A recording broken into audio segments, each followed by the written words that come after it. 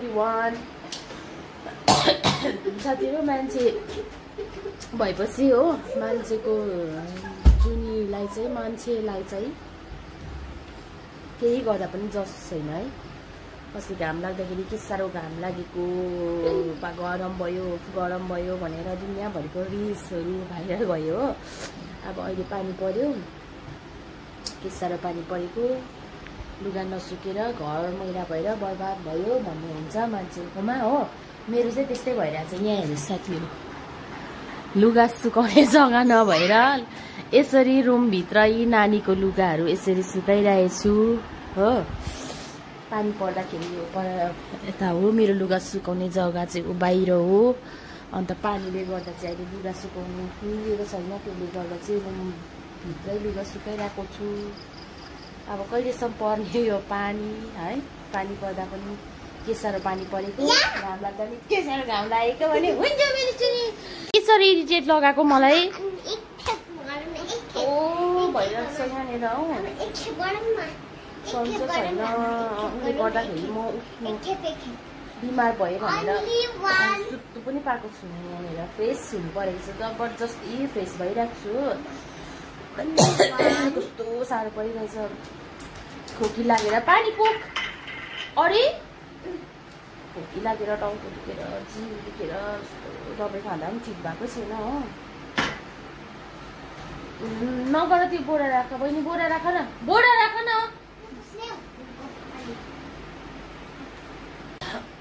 हो। अन्त पानी पोखाएर नि दे। अन्त कस्तो अब सुतौँ भने उसलाई हेर्नु पर्यो, उसलाई खुवाउनु पर्यो, स्कुल पठाउनु पर्यो। बिहान पनि जबरजस्ती उठेको आज म हो साथीहरु, किनभने म एक्लै थिएँ, उसको आप्पा पनि हुँदैन हो। अन्त उसको स्कुल लाग्छ, बिहान पनि जबरजस्ती उठेर उसलाई स्कुल खानापिना बनाएर खुवाएर स्कुल पठाएर अब उठिसकेपछि किन उयो गर्नु भनेर ड्युटी पनि गयो। ड्युटीबाट भर्खर आएको साथीहरु हो। अब उसलाई खुवाउनु पुग्नु पर्यो, ड्युटीबाट आएर पनि सुत्नु पाउँदैन। अब लुगा सुगा धुनु पर्ने काम हुन्छ हो। उसलाई होमवर्कहरू गराउनुपर्छ, त्यहाँदेखि खाना बनाएर दिनु, त्यस्तै छ साथीहरु। के गर्नु, नानी सानो हुँदा बिमार भयो भन्दा पाउँदैन रहेछ है। जिन्दगी साह्रो रहेछ, साह्रो। यस्तो डरलाग्दो खोकी लाग्दैछ कि ज्वरो। के गरेको औ बेबी? हेलो, बेसी नखाऊ भन्दैछ यस्तोहरू। अरे किन थ्याङ्क्यू? तिम्रो होइन त? कसरी याद भयो? एकैचोटि थ्याङ्क्यू पो भन्छ हौ। लु पक्रिने साथ फेन कसले भन्यो हो फेरि? तिम्रो सामान होइन, कसरी याद भयो? कसरी? यो मम्माको हो यो। This is not you.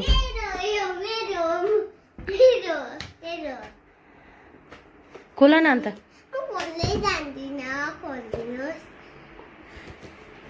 खोल न अन्त, लु खोल। यहाँ पक्रा, म खोल्छु। यहाँ मलाई देखाऊ, म खोल्छु।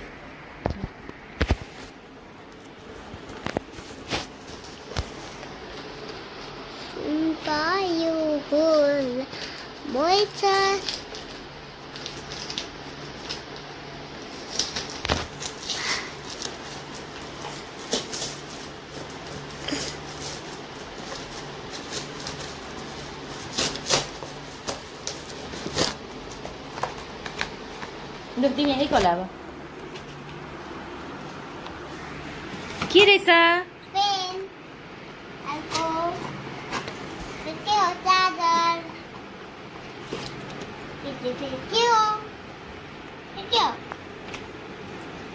ह्याप्पी अब खै छोरा, छोरा न यसरी लाउनुपर्छ। यो चाहिँ यहाँ राख्दा, यो चाहिँ यसरी बोक्ने हो, यो चाहिँ यसरी राख्ने। आमा के साह्रो थ्याङ्क यू मात्रै मलाई थ्याङ्क यू मात्रै भनेको बहिनी।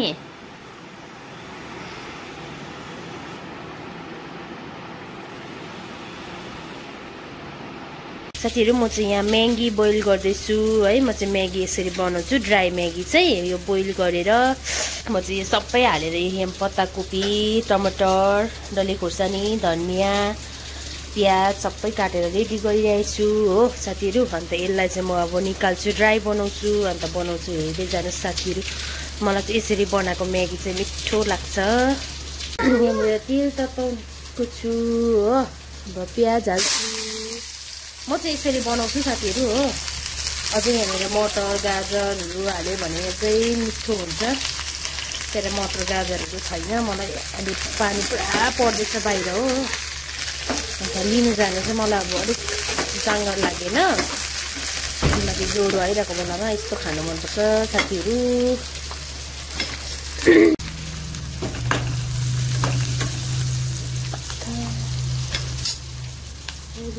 यहाँनिर म सबैसँगै हालेर पकाउँछु टमाटर। मलाई चाहिँ यसरी नै पकाइदिएको।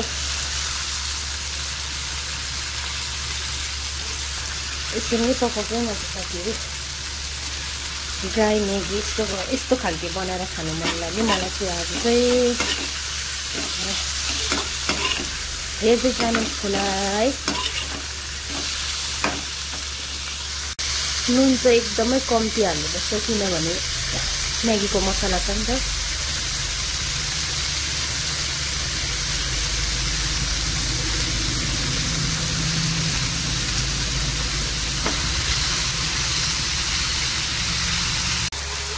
साथीहरू यो चाहिँ यतिको पाकिसकेको छ है। खासमा चाहिँ काँचो काँचै मिठो हुन्छ। काँचो काँचै चाहिँ अलिक मेरो छोरीले मन पराउँदैन कि साथीहरू। अन्त चाहिँ मैले अलिक बेसी नै पकाएको। अब माथिबाट हाल्छु म म्यागी मसला हो। सरी मसला हालिसकेको छु। मसला कस्तो हुन्छ साथीहरूलाई कस्तो लाग्यो हो। म चाहिँ यसरी बनाउँछु। अब म हाल्छु यहाँनिर म्यागी।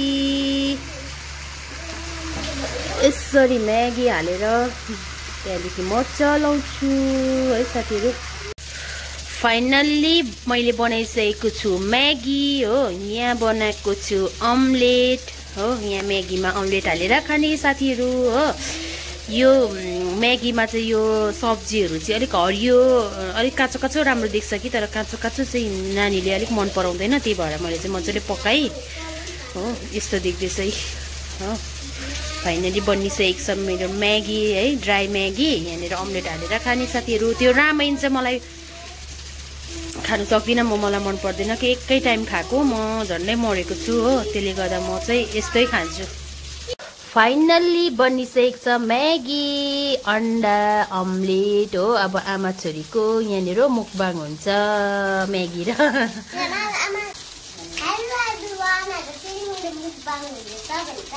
हाम्रो आमा छोरीको म्यागी मुकबाङ। अब यो म्यागी खाइसकेर एक मग दुध खानुपर्छ।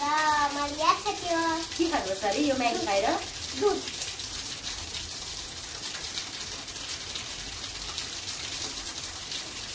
कस्तो लाग्छ जानु?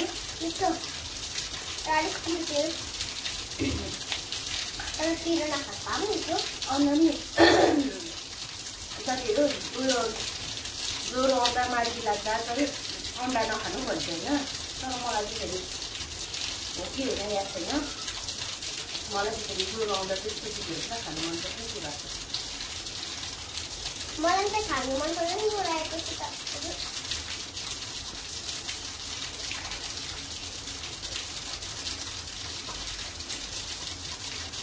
साथीहरू अन्डा पनि साथीहरू म चाहिँ नि साथीहरू होइन आन्टी अङ्कलहरू म चाहिँ नि एउटा पनि सब्जी खानु मन पर्छ। खालि म्यागी मात्रै आउँछ। मलाई त्यो आँखा पसेर नि मार्गी ज्वरो टाउको यस्तो झन् बिहान कि दबाई खाना पनि ठिक भएन। भन्नु बिमार भएर सुत्यो भनेर सुतेहरूले मेरो छोरी भोकै हुन्छ हो। खाना चाहिँ मैले एकदम म्यागी खुवाएको नानीलाई भन्नुहुन्छ होला, खाना चाहिँ मैले अघि खुवाइसकेको नानीलाई हो। अन्त चाहिँ मलाई त्यस्तो खानु मन पऱ्यो, अब मैले खाएको त्यसले पनि खानु भनिहाल्छ हो।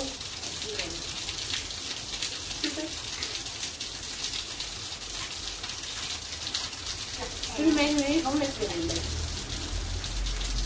भेजिटेबल खानु पऱ्यो, के अरे गुड हो, गुड फर हेल्थ। रोल गरेर खाऊ न। किससे बताता हूँ, कैसे बताता?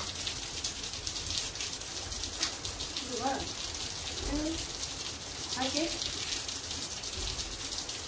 खाऊ न मैं आंटी ने भी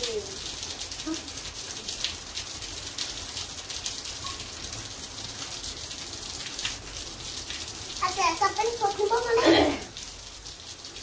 सोचने में जानी बोले आंटी आंटी तब को आप ले मा सोच्नु भयो त के भन्छ खै तिम्रो छोरी त आउँदैन त आजकल भने मेरो छोरी आपासँग छ भनेर अनि के भन्नु ए भन्नु खानु मन पऱ्यो होला हामी खाएको बेला बता ओ साथीहरू च्यानलमा खानु मन पऱ्यो होला नि फिनिस